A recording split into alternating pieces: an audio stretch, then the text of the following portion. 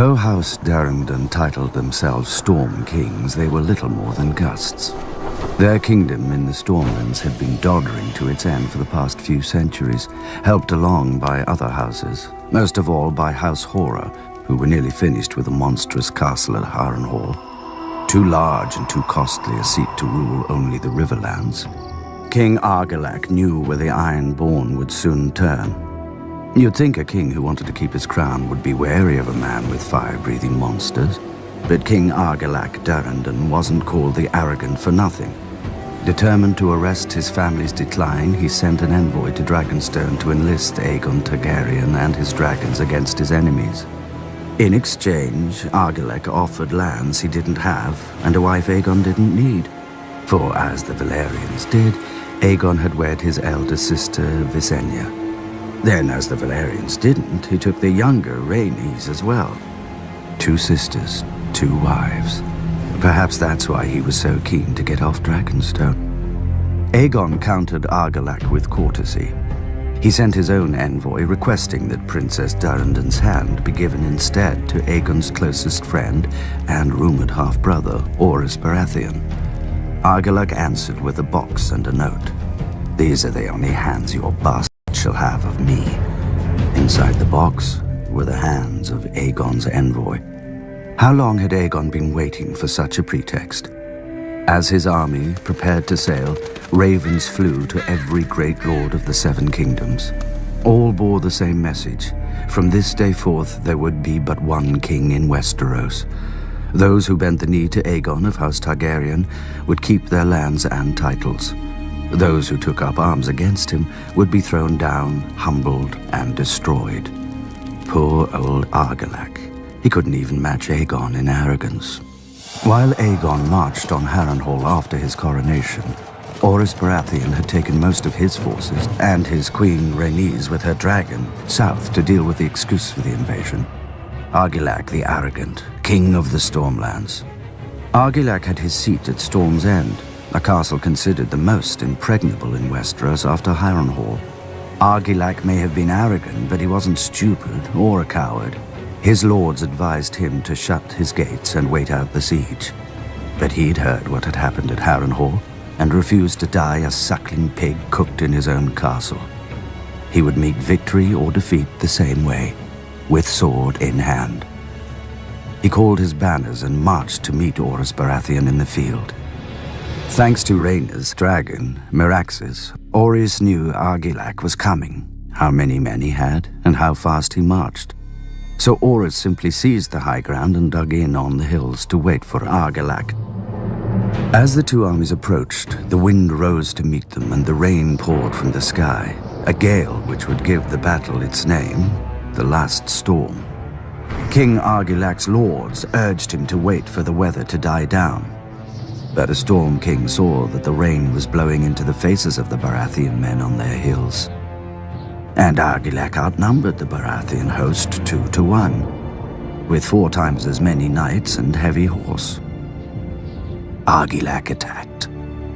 3 times Argilac led his knights against the Baratheon line, but the hills were steep and the rain had beat the earth to mud. The war horses foundered and slipped, and the chargers collapsed. The battle seemed lost, until Argilac ordered his spearmen up the hill. Blinded by the rain, the Baratheons didn't see them until it was too late. One hill fell, then another, and another, until only one remained in the Baratheon center. If Argilac could break through there, he could split the invading army and flank both halves. Argilac and his men charged, and the Baratheon line broke, revealing Queen Rhaenys and Meraxes. Argilac's vanguard burst into flame and his men panicked. The victory charge fell into chaos, and Argilac himself was thrown from his horse. But he didn't yield. When Orys Baratheon arrived, he found the old king holding off 6 men, another 6 dead at his feet. Orys dismounted to meet the king on equal footing and offered Argilac one final chance to yield. Argilac cursed him instead. As the storm raged around them, the grizzled old warrior and the bearded upstart fought for life and kingdom. In the end, Argilac got his wish. He died, sword in hand. As word of Argilac's death spread, his lords and knights threw down their swords and fled. Orys and his vanguard rode to Storm's End to claim Argilac's castle for Aegon, only to find the gates barred and the walls manned. Argilac's daughter had assumed his crown, and the new Storm Queen was as fond of yielding as her father. She declared that Orys would win only bones, blood, and ashes here.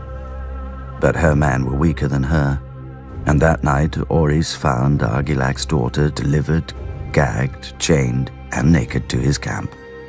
Argilac had refused to give Orys her hand. Now Orys could have any part of her he wished.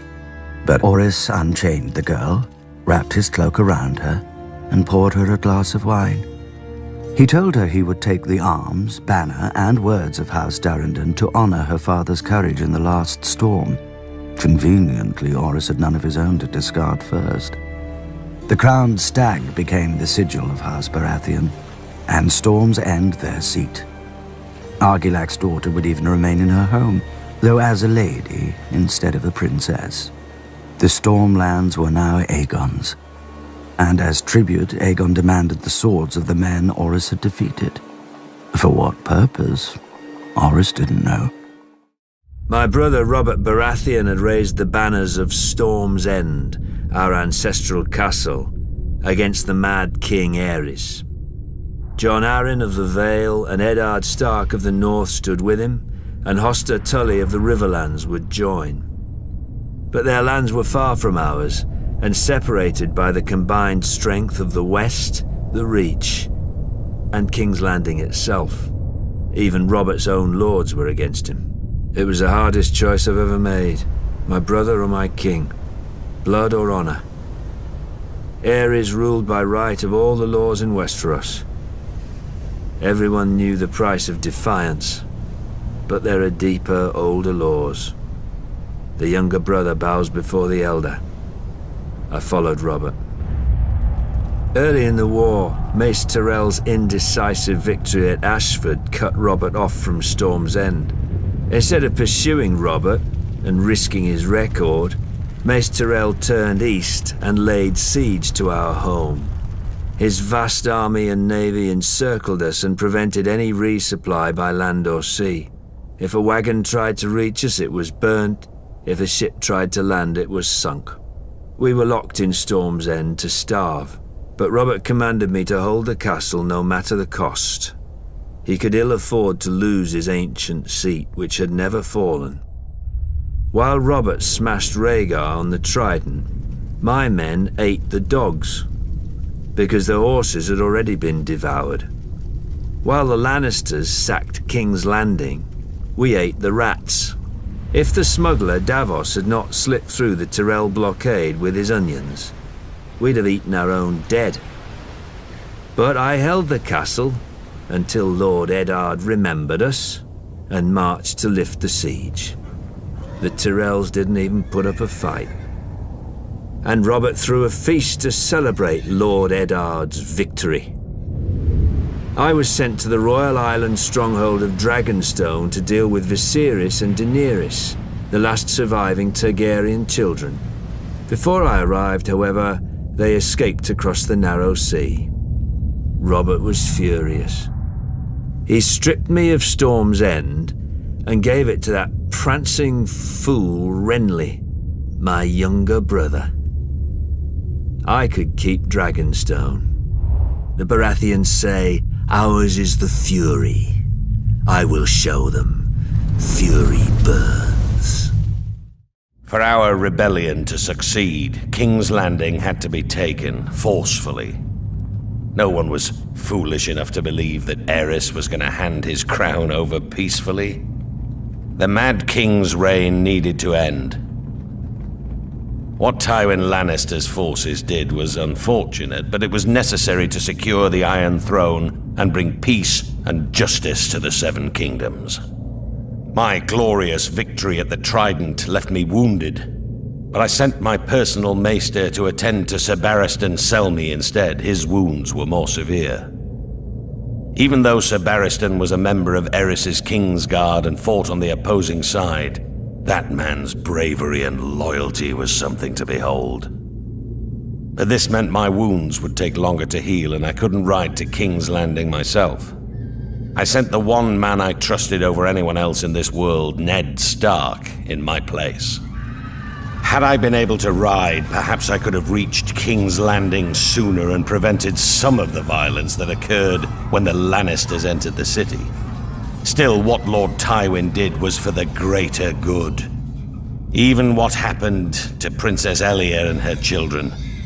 Babies or no, theirs was the same cursed blood that flowed within the Mad King's veins. They were dragon spawn and couldn't be allowed to survive. What would they grow to be? Loyal subjects? Ned with his damn northern honor. He and I had our first major fight over the deaths of the Targaryen children. Ned called it murder. Murder? It was war. It was war. Lord Stark demanded that the Lannisters be held responsible for their crimes. Was it a crime to put an end to a family of lunatics born of incest? I wouldn't and still won't blame Tywin. Instead, I sent Ned Stark south to finish off the remaining Targaryen loyalists.